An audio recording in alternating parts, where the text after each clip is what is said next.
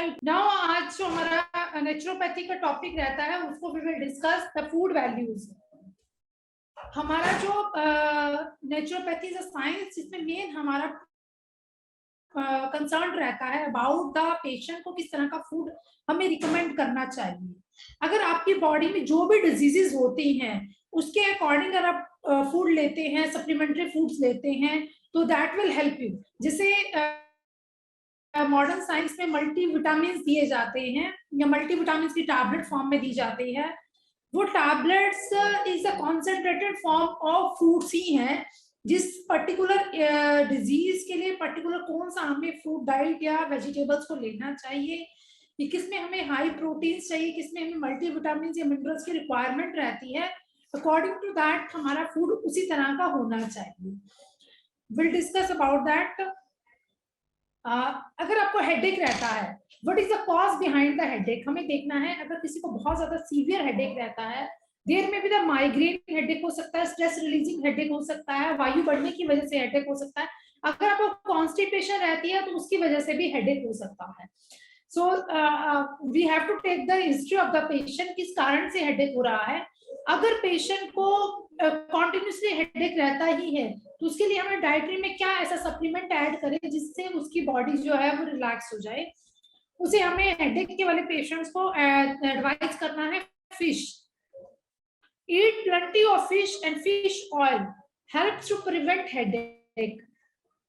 और इसकी जगह पे हम जिंजर को भी यूज कर सकते हैं। जिंजर जो है एंटी इंफ्लेमेटरी एक्शन रहता है। अदरक को लेने का तरीका होता है 3 से 4 ग्राम अदरक सुबह पानी में बॉईल करके इसको लिया जा सकता है, या अदरक को हम डायरेक्ट क्रश करके भी अदरक को लिया जा सकता है। हैवी फीवर, अगर आपको बुखार आ रहा है तो उसमें हमें किन किन चीजों का लेना चाहिए। देखो फीवर का रीजन क्या है। अगर किसी पेशेंट को क्रोनिक फीवर है या एक्यूट फीवर है, ये दोनों चीजों को हमें डायग्नोज करना है। किसी को अगर आपको बहुत लंबे टाइम से बुखार हो रहा है तो उसका कारण हम देखेंगे। कई बार होता है पेशेंट को हर 6-7 मंथ्स में टाइफाइड जो है रीअकरेंस ऑफ टाइफाइड हो जाता है। कई बार अगर कोई पेशेंट ऑलरेडी मलेरिया, डेंगू इस तरह के फीवर से सफर है या ट्यूबरक्लोसिस से सफर है पहले से उसे, तो बॉडी का इम्यून सिस्टम जो है वो वीक हो जाता है। अगर किसी पेशेंट को ट्यूबरक्लोसिस है तो रिकरेंट फीवर की हिस्ट्री उसकी रहेगी। कैंसर के केस में भी हमें रिकरेंट फीवर की हिस्ट्री जो है वो पेशेंट की दिखती है।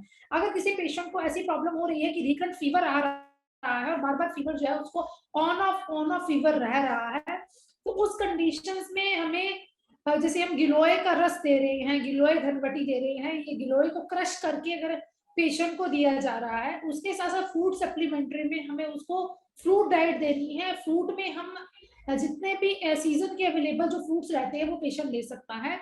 उसके साथ साथ अगर कोई डेयरी प्रोडक्ट्स ले रहा है तो उसे एग योगर्ट लेना चाहिए। Eat lots of yogurt before जो भी हमारे से सीजन वेरिएशन 6 सीजन रहते हैं हमारे, तो 6 सीजन के हिसाब से हमारे वात पित्त कफ तीनों ही दोषा का एग्रीवेशन और दोषास कम होते हैं। तो उसके अकॉर्डिंग हमें डाइट को प्लान किया जाता है। अगर आपको रिकरेंट फीवर रह रहा है तो सबसे पहले जो ट्रीटमेंट होता है ज्वर का, उसमें हमें फास्टिंग कराई जाती है। पेशेंट को टेल पेशेंट को कि बहुत कम डाइट वो ले। अगर आपको रिकरेंट फीवर की प्रॉब्लम है तो आपको बहुत ही कम खाने में लेना है, फास्टिंग करनी है। फास्टिंग आप कंप्लीट फास्टिंग पे भी जा सकते हैं, ये इंटरमिटेंट फास्टिंग में जा सकते हैं। कंप्लीट फास्टिंग में you should not take anything. आप सिर्फ वाटर पे रहेंगे 3 to 4 डेज तक, बिल्कुल पानी ही पिएंगे या लिक्विड ले सकते हैं। लिक्विड में आप फ्रूट जूसेस ले सकते हैं। और जैसे जैसे आपको लगता है कि बॉडी में स्ट्रेंथनिंग आ रही है और फीवर आपका सबसाइड हो रहा है तो नॉर्मल आप धीरे धीरे semi solid then come to a solid diet पे इस तरह से आप आ सकते हैं। और अगर कफ बढ़ रहा है बॉडी में, फीवर के साथ रेस्पिरेटरी डिस्ट्रेस है, कफ कोल्ड हो रहा है, तो उन केसेस में हमें शहद का इस्तेमाल करना चाहिए। घर में अगर काली मिर्च हो, पिपली हो, सौंठ हो तो इनको जो है वो यूज करके हम काली मिर्ची के साथ जो है वो लिया जा सकता है।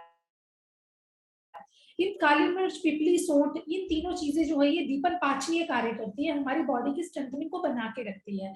इससे हमारा पाचन शक्ति भी बढ़ेगी। और जो हमारी से अगर पेशेंट को फीवर आ रहा है तो ये त्रिकट्टु की फॉर्म में होता है, पिपली, मारी, शूंठी। जब इसको हम शहद के साथ मिक्स करके लेते हैं तो ये बॉडी के इम्यून सिस्टम को भी स्ट्रॉन्ग करेगी और हमारी बॉडी की स्ट्रेंथनिंग को बना के रखेगी। तो इसलिए हमें दूसरी चीजें लेनी है, वो एग योगर्ट को हम ले सकते हैं। नेक्स्ट इज आता है स्ट्रोक। अगर किसी पेशेंट को स्ट्रोक की हिस्ट्री आ रही है तो स्ट्रोक को कैसे प्रिवेंट करें। इसमें हमें टी का मतलब हर्बल टी, लेमन टी भी होती है, मिंट भी होती है, जिंजर टी भी है। आजकल मार्केट में बहुत तरह की टीज अवेलेबल है, बट जो होम मेड हमें बनानी है, फिर पेशेंट्स को रिकमेंड करनी है, उसमें वी कैन टेक द, हम जिंजर लेंगे, क्लोव लेंगे, इलायची लेंगे, इन तीनों चीजों को क्रश करके इसमें हल्का सा मिंट ऐड कर सकते हैं, और बाद में आप उसमें हल्का सा नींबू डालेंगे। नींबू का जो रस होता है दैट इज अमल रस। सिट्रस होता है, रिच ऑफ विटामिन सी रहता है, जो हमारी बॉडी को बहुत ही ज्यादा रिक्वायर्ड रहता है।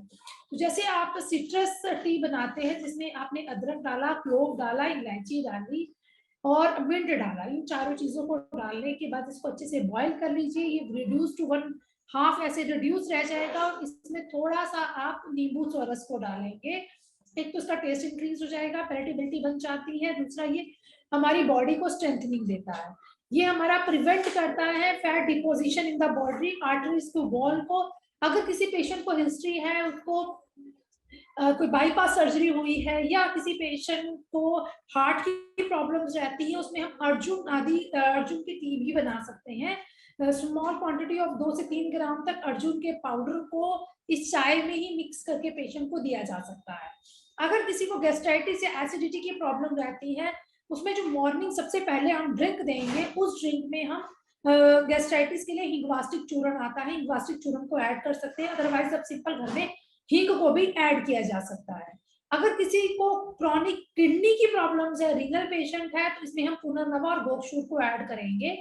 और अगर किसी पेशेंट को हाइपरटेंशन, ब्लड प्रेशर ज्यादा रहता है, तो और बहुत स्ट्रेसफुल कंडीशंस में है पेशेंट, या बहुत ज्यादा स्ट्रेस लेता है, उसका नींद प्रॉपर नहीं आती, उस कंडीशन में हम मॉर्निंग की जो हर्बल हमारा पेयर रहेगा, उसमें हम ब्राह्मी को ऐड कर सकते हैं विद दिस, जो यहाँ हमने हर्ब्स डाल के इसको बनाया है, इसमें ब्राह्मी को ऐड किया जा सकता है। जैसे बच्चों की एज बढ़ती है, बढ़ती हुई एज के साथ हम कुछ ऐसे हेल्थ ड्रिंक्स को ऐड कर सकते हैं जो हमारे इम्यून सिस्टम को स्ट्रॉन्ग करें और स्ट्रेंथनिंग हमारी बॉडी में बनाते हैं। उस कंडीशन में जो शुद्धि हम इसमें ऐड कर सकते हैं, कि ऑलरेडी अदरक हम इसमें डाल ही रहे हैं, तो तितली और मरीच भी ऐड कर सकते हैं। Little small quantity of salt भी हम इसमें ऐड कर सकते हैं।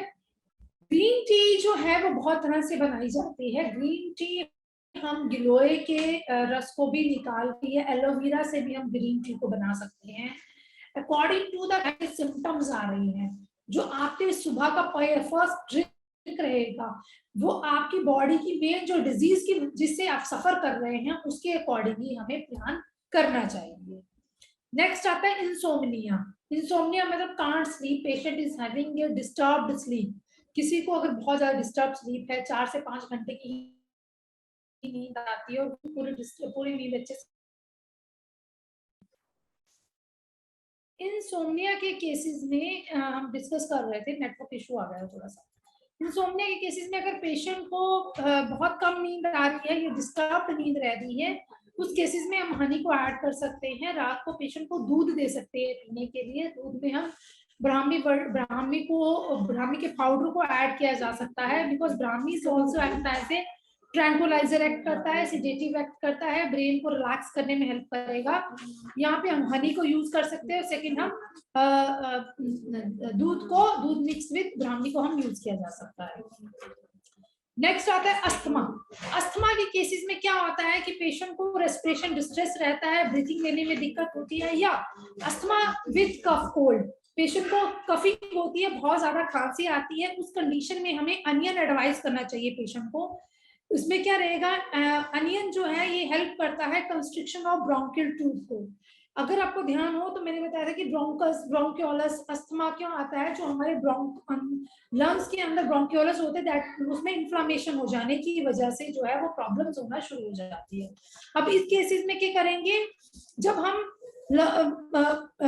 प्याज को देते हैं, अनियन का देते हैं, अनियन में कुछ ऐसे अल्कलॉइड्स रहते हैं जो हमारी बॉडी के कफ का शमन करता है और लेखन करता है, क्योंकि अनियन पंजेंट रहता है। विद दिस हम अनियन के साथ लहसुन, प्याज और अदरक तीनों का ही रस क्रश करके इसका स्वरस बना के भी पेशेंट को दे सकते हैं। इसको हनी के साथ मिक्स करके दिया जाता है और दिन में 3 से 4 बार तक इसको दिया जाता है।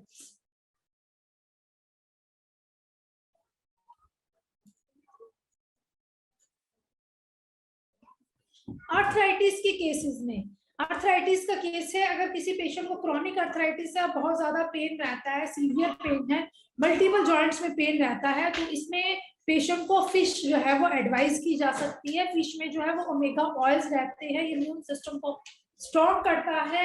वी ऑल नो दैट कि cold liver oil, fish liver oil के कैप्सूल्स भी इजीली मार्केट में अवेलेबल रहते हैं। ये थोड़ी गर्म हॉट पोटेंसी के रहते हैं, बट बॉडी में स्ट्रेंथनिंग देने के लिए, इम्यून सिस्टम को स्ट्रॉन्ग करने के लिए रिकमेंडेशन।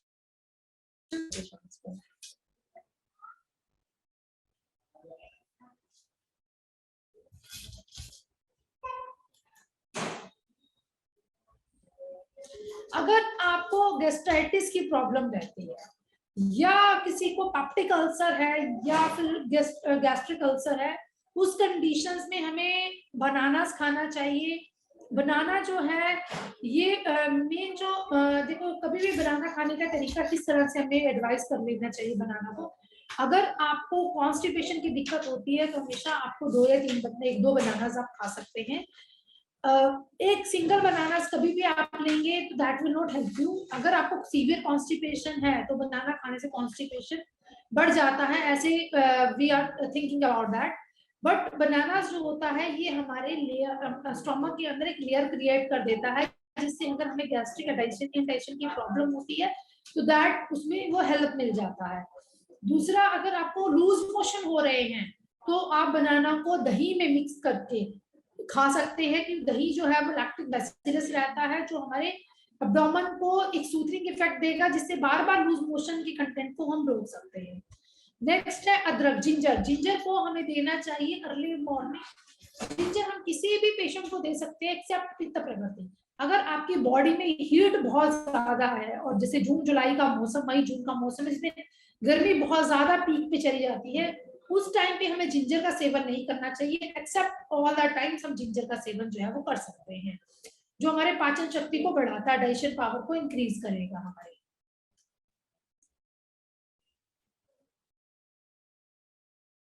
अगर आपको यूरिनरी ब्लैडर से कोई भी प्रॉब्लम्स रहती हैं, या किडनी की प्रॉब्लम्स है, रिकरेंट यूरिनेशन की प्रॉब्लम है, या मिचुरेशन प्रॉपर नहीं होता है, बर्निंग सेंसेशन रहती है, इन सब कंडीशन में हमें वाटर इंटेक ज्यादा लेना चाहिए। बेरी वगैरह का जूस हम ऐड कर सकते हैं, लिक्विड जूसेस हम ऐड कर सकते हैं। मेन ड्रग जो है वो गोक्षूर रहता है, गोक्षूर को क्रश करके या गोक्षूर को पानी में भिगो के हम इसको पी सकते हैं, तो दैट विल हेल्प यू। अगर आपको बोन्स की प्रॉब्लम रहती है, बोन्स की स्ट्रेंथनिंग नहीं है, वीकनेस इन द बोन्स में रहती है, तो हमें कैल्शियम डाइट जो है वो एडवाइस की जाती है। So people are used to take the calcium supplementary in the form of calcium tablets लेते हैं।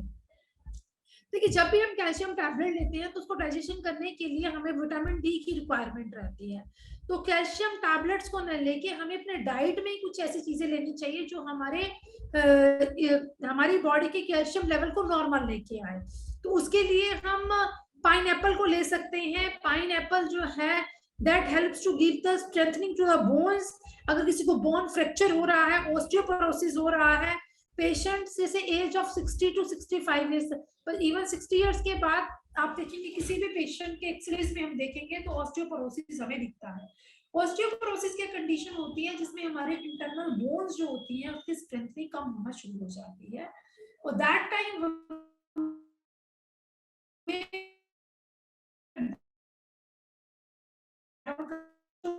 सप्लीमेंट हमारी बॉडी को पूरा मिल सके।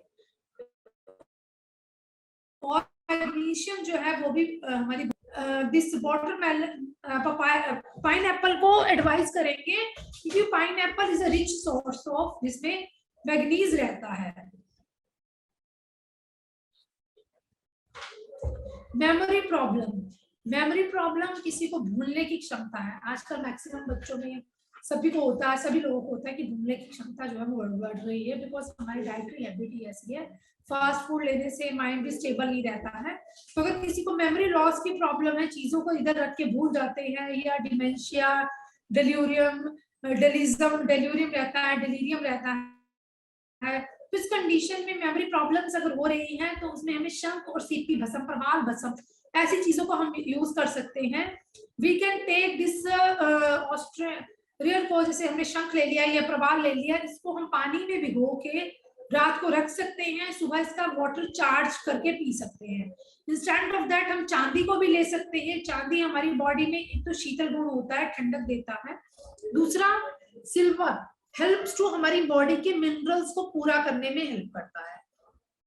उसको लेने का तरीका क्या रहता है, आपने रात में चांदी के गिलास में या चांदी के बर्तन में पानी को डिप कर दीजिए, 8 to 12 आवर्स, 8 से 12 घंटे तक वो चार्ज होना चाहिए वाटर। 8 to 12 आवर्स चार्ज होने के बाद उसको नेक्स्ट डे पानी को लिया जा सकता है।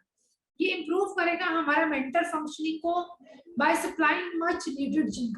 हमारी बॉडी के ब्रेन सिस्टम को जिंक ज्यादा प्रोवाइड करेगा। नेक्स्ट आता है गार्लिक। गार्लिक जो है ये क्लीन अप करता है हमारे स्टफी हेड को। गार्लिक जो है ये अगर किसी को कोलेस्ट्रॉल एकदम से बढ़ रहा है, ट्राइग्लिसराइड पेशेंट के बढ़ रहे हैं, कार्डियक प्रॉब्लम्स है पेशेंट में, तो हमें लहसुन का सेवन करना चाहिए। गार्लिक को भी कई तरह से सेवन किया जा सकता है। लहसुन को हम लहसुन आदि क्षीर पाक की फॉर्म में भी ले सकते हैं। 2 to 3 क्लोव्स को लेके इसमें 1 कप दूध, 100 ml दूध प्लस 400 ml वाटर, ये दोनों ही चीजों को ऐड करेंगे, इसको बॉईल करेंगे लो हीट पे। जब ये रिड्यूस हो जाए हाफ, तो हाफ रिड्यूस करके लहसुन आदि क्षीर पाक बनता है। लहसुन आदि क्षीर पाक, अगर आपको हार्ट ब्लॉकेज की प्रॉब्लम है या कार्डियक प्रॉब्लम हो रही है, लोअर कोलेस्ट्रॉल अगर आपकी बॉडी का बढ़ रहा है, तो उस कंडीशन में हमें लहसुन आदि क्षीर पाक को लेना चाहिए। सेकेंड थिंग, लहसुन जो होता है वायु का शमन करता है। अगर आपको अस्थमा की प्रॉब्लम है और रिकरेंट कफ हो रहा है, उस कंडीशन में भी आप लहसुन का इस्तेमाल कर सकते हैं, क्योंकि लहसुन का जो मेन एक्शन होता है ये वायु को कम करता है, और अस्थमा की बीमारी में हमारा कफ और वात दोनों ही दोषा जो है वो बढ़ जाते हैं। तो इसमें लहसुन को लेने का तरीका क्या है, 2 फाक लहसुन लेंगे, इसको हम क्रश करेंगे। क्रश करने के बाद इसमें 1/4 टीस्पून ऑफ सेंधव नमक ऐड करेंगे और ½ टीस्पून सरसों का तेल ऐड किया जाता है। इन तीनों ही चीजों को ऐड करने के बाद इसको हम टंग पे लिक करके धीरे धीरे धीरे इसको लेंगे विद हॉट वाटर। ऐसे करके लहसुन को लेने से सुबह के टाइम पे हमारी बॉडी का वायु जो है कम हो जाता है। ऐसे आयुर्वेदिक लिटरेचर्स में, बुक्स में बहुत कई जगह पे लिखा हुआ है। इसके साथ साथ प्रैक्टिकल एक्सपीरियंस में भी हम देखते हैं, जब हम पेशेंट को एडवाइस करते हैं विंटर के सीजन में लहसुन को गुड़ के साथ, लहसुन की 2 फांग को लेके इसको क्रश किया जाता है और इसको गुड़ के साथ मिक्स कर दिया जाता है। अगर बॉडी में कहीं पे भी पेन हो रहा है, मल्टीपल जॉइंट्स में अगर आपको पेन है, या आप रूमेटिक अर्थराइटिस के पेशेंट हैं, तो उस कंडीशन में हम लहसुन आदि क्षीर पाक को पेशेंट को एडवाइस कर सकते हैं, क्योंकि लहसुन जो है इसका मेन एक्शन जो है ये हमारी बॉडी के वायु को कम करेगा, पेन को रिड्यूस करेगा। तो इस कंडीशंस में हमें जब इसको गुड़ के साथ मिक्स करके लेते हैं, इसको हमें अर्ली मॉर्निंग लेना है, कम से कम 1 महीने हमें एडवाइस करना है, 1 मंथ तक पेशेंट जो है कॉन्टिन्यूस इसको ले। नेक्स्ट आता है कफिंग। अगर आपको बहुत ही ज्यादा कफिंग की प्रॉब्लम है, रिकरेंट कफ हो रहा है और कफ जो है वो बंद ही नहीं हो रहा है, देखिए रिकरेंट कफ होने के बहुत सारे रीजन होते हैं। अगर कोल्ड क्लाइमेट की वजह से कफ बढ़ रहा है और खांसी हो रही है, कई बार ENT इन्फेक्शन की वजह से खांसी होना शुरू हो जाती है, कई बार हमारी रेस्पिरेशन डिस्ट्रेस में प्रॉब्लम्स होने की वजह से कफिंग ज्यादा रहती है, या कोई क्रॉनिक केस है हमारे पास जिसको अस्थमा की प्रॉब्लम है, ब्रोंकाइटिस की प्रॉब्लम है, उन केसेस में हमें कफिंग जो है वो पेशेंट को दिखती है। ड्राई टंग होने, ड्राई डिसनेक होने की वजह से भी पेशेंट को कई बार कफिंग की प्रॉब्लम हो जाती है। अगर हम देखते हैं कास्ट 5 टाइप की 5 तरह के कास्ट रहते हैं, हर कास्ट का अपना अपना सिम्टम्स होता है। अगर किसी को बहुत ही प्रोलॉन्ग्ड कफिंग है, सो उस केसेस में हमें पिपली मारी चुंटी तीनों चीजों को हमें शहद के साथ मिक्स करके पेशेंट को एडवाइस करना चाहिए। और इंस्टेंट ऑफ दैट हम सिंपल पीपल पाउडर भी इसको दे सकते हैं, पिपली का पाउडर भी दे सकते हैं। अगर किसी पेशेंट की हिस्ट्री है ट्यूबरक्लोसिस की, क्योंकि ट्यूबरक्लोसिस में क्या होता है, लंग्स में इन्फेक्शन होता है तो पेशेंट को कफिंग, फीवर की, बुखार की हिस्ट्री रहती है। अगर प्रोलॉन्ग्ड उसको कफिंग हो रही है, हिस्ट्री ऑफ ट्यूबरक्लोसिस है 3 साल 4 साल पहले, तो इन दैट केसेस में हमें क्या करना है, हमें उसकी कफिंग को रोकने के लिए लगातार उसको पिपली के चूर्ण का क्षीर पाक विधि से, रसायन विधि से सेवन करना चाहिए। देखिए हमें पिपली रसायन को कैसे प्रैक्टिस किया जाता है। पिपली रसायन देने के लिए सबसे पहले हम 1-2 मगा लेंगे, 2 पिपलीज लेंगे, इसको हम बॉईल करेंगे वाटर और दूध के साथ। इसकी क्वांटिटी क्या रहेगी, अगर हमने 2 ग्राम पिपली चूर्ण लिया है, इससे हम 4 गुना, इससे हम जो वाटर का कंटेंट लेंगे वो, उस वाटर का कंटेंट हमने लिया, 2 पिपली ली, 2 पिपली को हमने क्रश किया, हमने 20 ml पानी लिया तो 10 ml हम दूध लेंगे, इसको रिड्यूस करेंगे और ये हाफ रह जाए, 30 में से 15 ml रह जाए। सिमिलर लाइक दैट, ऐसे पर डे हम पिपली की डोज को इंक्रीज करते जाएंगे, 2 से 3, 3 to 4, 4 to 6, 2, 4, 6, 8, 2 से मल्टीप्लाई करने वाले नंबर से हम पिपली को मल्टीप्लाई कर सकते हैं। फर्स्ट डे हमने 2 ली, फिर सेकंड डे हमने 4 ली, थर्ड डे हमने 6 करी। ऐसे आपकी बॉडी की क्षमता के अकॉर्डिंग, बॉडी की हीट के अकॉर्डिंग, बॉडी की प्रकृति और विकृति के अकॉर्डिंग हम इसको डोज को सेट कर सकते हैं। अगर आप वात प्रकृति के पेशेंट है और बहुत ज्यादा ठंड लगती है, आपको बॉडी में बहुत सारा शीतलता ज्यादा प्रोड्यूस होती है, तो दैट केसेस में हम पिपली के चूर्ण को 2, 4, 6, 8 करके लिया जा सकता है। और अगर आप पित्त प्रकृति के पेशेंट, आपकी बॉडी में बहुत ज्यादा हीट हो रही है, पित्त बढ़ने की वजह से आपको प्रॉब्लम्स आती हैं, या माउथ में अल्सर्स आ जाते हैं, या फिर आपको कई बार ऐसा होता है ज्यादा पित्त बढ़ जाने की वजह से बर्निंग मिचुलेशन हो जाता है, सो उस कंडीशन में पिपली की मात्रा को कम करके लिया जाता है। नॉर्मली हमारी बुक्स में इसका विज्ञान है 11 डे तक पिपली रसायन को दिया जाता है, starting from the first day तक 11 डे तक पिपली रसायन को दिया जाता है। बट अगर आपका बॉडी का पित्त बढ़ रहा है तो उस केसेस में हमें पिपली रसायन को होल्ड करना है और हमें खाने में कुछ ऐसी चीजों का सेवन करना है जिससे हमारी बॉडी का पित्त ना बढ़े। इसमें हम जैसे अगर पेशेंट को रिकमेंड भी करते हैं तो आप 1 पीपल से स्टार्ट कर सकते हो विंटर के सीजन में, फिर 2, फिर 3, फिर 4, फिर 5, इस तरह से इंक्रीजिंग ऑर्डर में हम पेशेंट को धीरे धीरे आप लेके आ सकते हैं। और पिपली रसायन देते वक्त हमें ये ध्यान रखना चाहिए, इसमें हमें सुबह खाली पेट ही देना है। हम 30 पुड़ियास बनाएंगे, 30 डोज में हम पिपली को लेंगे। फर्स्ट स्टार्टिंग की अगर हम 11 डेज तक कर रहे हैं तो 22 डेज हमारे टोटल बनते हैं। अगर हम 1 मंथ का कर रहे हैं तो इट विल हमारा 30 डेज बनते हैं। 30 डेज में हमारी जो डोज रहेगी, फर्स्ट के 15 डेज हम इंक्रीजिंग ऑर्डर में लेके जाएंगे, रोज एक पिपली की मात्रा को, या 2 पिपली की मात्रा को इंक्रीज करेंगे। और 15th डे के जाने के बाद हम जब 16th डे पे आएंगे तो 2 की मात्रा को हम रिड्यूस करते जाएंगे, क्योंकि जितना ही टेपरिंग ऑर्डर में हमने इंक्रीज किया है उतना ही टेपरिंग ऑर्डर में हम डिक्रीज करेंगे। हमने अगर 2 की मात्रा को लेके इसको रिड्यूस कर दिया तो ये हमारी बॉडी को एक इम्यून सिस्टम को स्ट्रॉन्ग करके, अगर ट्यूबरक्लोसिस भी पीछे पुरानी हिस्ट्री है तो उसको भी रिकवर कर देगा। अगर आपको कोई भी क्रॉनिक डिजीजेस हो रही है लंग्स से रिलेटेड, तो उस कंडीशंस में पिपली रसायन को लेना जो है वो उत्तम माना गया है। और इन केस ऑफ अगर आप पिपली नहीं ले पा रहे हो, पीपल का चूर्ण नहीं ले पा रहे हो, तो ड्रग को लेने का मेन तरीका होता है उसके इंडिकेशन, कॉन्ट्रा इंडिकेशन, किस तरह से उसको लिया जाए जो आपको हेल्प करे। अगर हमने यहाँ पे सिंपल पिपली का चूर्ण पानी के साथ ले लेंगे तो उसका इफेक्ट अलग रहेगा, अगर उसको हम दूध में घोल के लेंगे तो उसका इफेक्ट अलग रहेगा, जब हम पिपली चूर्ण को पिपली आदि क्षीर पाक की फॉर्म में लेंगे तो उसका इफेक्ट अलग रहेगा, क्योंकि वो तीनों ही दोषास को शमन करने में हेल्प करता है। तो मेन जो पिपली है that is similar found in the cough syrup वगैरह में, सभी जगह पे पिपली का जो है पाइपर लॉन्गम के नाम से मेंशन किया गया होता है। अब इसमें हमें यूज रेड पेपर, हम we are not using the red pepper की यूज नहीं करनी है, हमें मैक्सिमम जो यूज करना है that is a black pepper. काली मिर्ची का इस्तेमाल जो है वो आचार्य ने बताया हुआ है। सो अगर आपको रिकरेंट अस्थमा की प्रॉब्लम रहती है, कफ कोल्ड की प्रॉब्लम रहती है, या हिस्ट्री ऑफ ट्यूबरक्लोसिस है, तो उन कंडीशंस में हम पिपली रसायन को ले सकते हैं। नेक्स्ट आता है ब्रेस्ट कैंसर। ब्रेस्ट कैंसर जो है दैट इज, ब्रेस्ट कैंसर की कंडीशंस क्या आती है, फाइब्रोमा, फाइब्रोएडिनोमा, फाइब्रोनोसिस, इन तरह की कंडीशंस हमें दिखती है जब भी हमें हमारी ब्रेस्ट की स्वेलिंग जो है होना, या ब्रेस्ट के अंदर एक गांठ सी फील होना, जिसको हम ब्रेस्ट कैंसर का नाम देते हैं। अब ब्रेस्ट कैंसर के केसेस में जो हमें डाइट लेनी है, हमें व्हीट लेना है, bread and cabbage help to maintain the oestrogen at the higherly level. देखो जब हमें जो हार्मोन सिक्रीट होता है दैट इज प्रोजेस्टेरोन, हमारा एंटीरियर पिट्यूटरी ग्लैंड और पोस्टीरियर पिट्यूटरी ग्लैंड जो है, एंटीरियर पिट्यूटरी पोस्टीरियर पिट्यूटरी कुछ हार्मोन्स को सिक्रीट करती है, जिसमें हमारा एफएसएच, एलएच, ऑक्सीटोसिन और प्रोलैक्टिन है।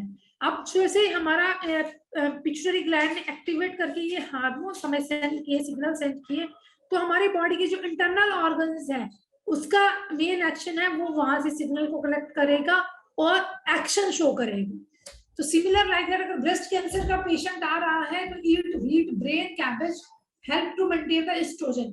हमें वो ड्रग्स देने हैं जो हमारी बॉडी में एस्ट्रोजन के लेवल को मेंटेन कर सके, क्योंकि एस्ट्रोजन का लेवल जब बढ़ेगा तो हमारी प्रॉब्लम जो है वो बढ़ती जाएगी।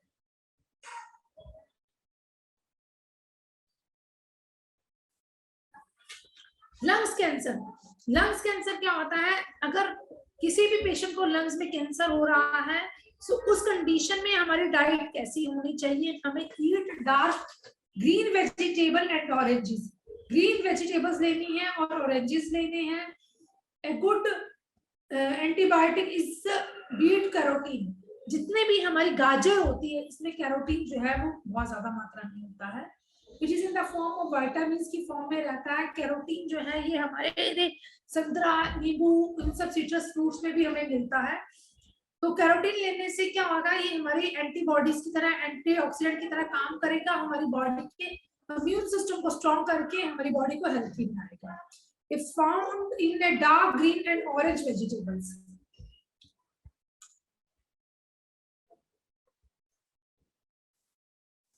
नेक्स्ट आता है अल्सर्स। देखिए अगर हमें अल्सर्स किसी को हो रहे हैं एब्डोमेन के अंदर, पैप्टिक अल्सर है, ड्यूडेनल अल्सर है, उस टाइम अगर हम फ्रूट्स या वेजिटेबल्स पेशेंट को खिला रहे हैं, that is vegetable of eat cabbage, cabbage लेना है, इसके बाहर की ग्रीन लीव्स को पतला पतला काट के इसको हमें खाना चाहिए। Cabbage contain the chemical that helps to both gastric and duodenal ulcer, हमारे गैस्ट्रिक अल्सर और ड्यूडेनल अल्सर दोनों के लिए ही बहुत इंपॉर्टेंट रोल प्ले करता है। तो हमें जो लेना है that is eat cabbage, cabbage को हमें लेना है अगर आपको अल्सर्स की प्रॉब्लम होती है। नेक्स्ट आता है डायरिया। देखो डायरिया जो है बहुत कॉमन कंप्लेंट्स है, पेशेंट नॉर्मली आपके पास अप्रोच करेगा जब किसी को डायरिया हो जाएगा। तो डायरिया में हमें किन चीजों का सेवन करना है, किन चीजों का नहीं सेवन करना है। हमें जो डाइट लेनी है दैट इज ईट एप्पल, हमें एप्पल को लेना है, या फाइबर डाइट में फ्रूट्स को लेंगे, हमें गुआवा, पपाया, इन सब चीजों को अवॉइड करना है बिकॉज ये माइल्ड लेक्सेटिव होते हैं। जैसे हम पपीता लेते हैं ये अपना एक्शन शो कर देता है और पेशेंट को लूज मोशन बढ़ सकते हैं। तो इस कंडीशन में जो हम फ्रूट्स देंगे पेशेंट को एप्पल प्रेफरेबल करेंगे, great and Apple with its schemes. जो हमने एडिशनल फ्रूट्स अगर डालने हैं, जैसे बनाना देना है या अदर एलिमेंट्स लेने हैं, तो उसके साथ मिक्स करके दिया जा सकता है। बट मेन जो हमारा मेन फ्रूट रहेगा दैट इज एप्पल, जो है हमारा मेन फ्रूट रहेगा।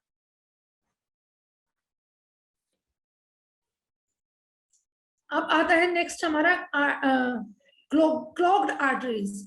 अगर हमारे आर्टरीज में कहीं पे कोई ब्लॉकेज हो रही है, जैसे वेरिकोसिटी की प्रॉब्लम्स है या हार्ट की प्रॉब्लम्स हैं, या कहीं पे एरिथ्रोस्क्लेरोसिस हो रहा है, तो उस कंडीशन में हमें एवोकाडो लेना है। एवोकाडो जो है ये मोनो अनसैचुरेटेड फैट रहते हैं, ये हमारे कोलेस्ट्रॉल लेवल को रिड्यूस करके लेके आएंगे।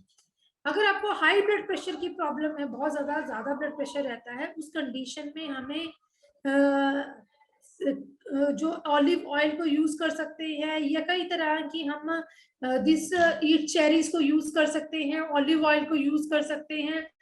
या जो हमारी चेरीज होती है इसमें कुछ ऐसे केमिकल अल्कलॉइड्स होते हैं, केमिकल कॉम्पोजिशन इसकी देखते हैं, तो ये लोअर करता है हमारे ब्लड प्रेशर को। और जो ड्रग यूज की जाती है दैट इज सर्पगंधा, इसमें हम सर्पगंधा के ड्रग को यूज करते हैं। अगर किसी पेशेंट का ब्लड प्रेशर बढ़ रहा हो तो उसमें सर्पगंधा की वटी जो है, सर्पगंधा का चूर्ण जो वो पेशेंट को दिया जा सकता है। नेक्स्ट आता है blood sugar level. Blood sugar level में हमें कौन सा खाने में क्या चीज को लेने चाहिए, ईट ब्रोकली एंड पीनट्स। पीनट्स जो है रिच ऑफ प्रोटीन्स होते हैं, क्योंकि जब भी ब्लड शुगर लेवल बढ़ता है तो हमारी बॉडी का प्रोटीन जो है वो लॉस होना शुरू हो जाती है, प्रॉपर डाइजेस्ट नहीं हो पाता, इसलिए बॉडी को स्ट्रेंथनिंग नहीं मिलता। अगर आप पेशेंट का फास्टिंग रैंडम ब्लड शुगर देखने के बाद उसका ग्लाइकोसाइलेटेड हीमोग्लोबिन कराते हैं और किसी पेशेंट का 7 to 8% रहता है, 8% से अबव रहता है, so you can see that उस पेशेंट को डिजायर टू हंगर बहुत ज्यादा रहेगी और रेस्टलेसनेस रहेगी, स्लीप डिस्टर्ब रहेगी, यूरिन की इनपुट बहुत ज्यादा बढ़ जाती है। तो इन केसेस में जो हम डाइटरी सप्लीमेंट देते हैं that is peanut. Peanut help, ये हमारी बॉडी में हाई प्रोटीन डाइट्स होने की वजह से हमारे यूरिन की आउटपुट को कंट्रोल करके रखता है। The chromium in the bronchi and peanut helps regulate insulin and blood sugar. Main जो है क्रोमियम इन द ब्रोंकाई, जो क्रोमियम ब्रोंकाई का मेन जो हेल्प है वो पीनट को और ग्रेजुअली इंसुलिन और ब्लड शुगर लेवल को कंट्रोल करता है। नेक्स्ट आता है kiwi. Kiwi is a tiny but mildly. This is the food source of potassium and magnesium. ये हमारे मैग्नीशियम और पोटाशियम का सोर्स रहता है। कीवी को जब बाहर से देखा जाता है तो ब्राउन कलर का होता है, जब इसको कट करते हैं तो ये हमारा ग्रीनिश व्हाइट कलर का विद ग्रीनिश कलर के हमारे सीड्स होते हैं। तो कीवी को पहचानने का ये सबसे बढ़िया तरीका है कि इसके बाहर कोई लेशरेशंस रहेंगी, अंदर एक कवर रहेगा, उसके बाहर जो है ये हमारे ब्लैक कलर के दिखते हैं। तो kiwi is the vitamin and fibre रहता है, रिच ऑफ विटामिन सी है, content twice that of the orange. इसमें बहुत ज्यादा विटामिन सी रहता है, ऑरेंज से ट्वाइस विटामिन सी जो है हमारे कीवी में पाया जाता है।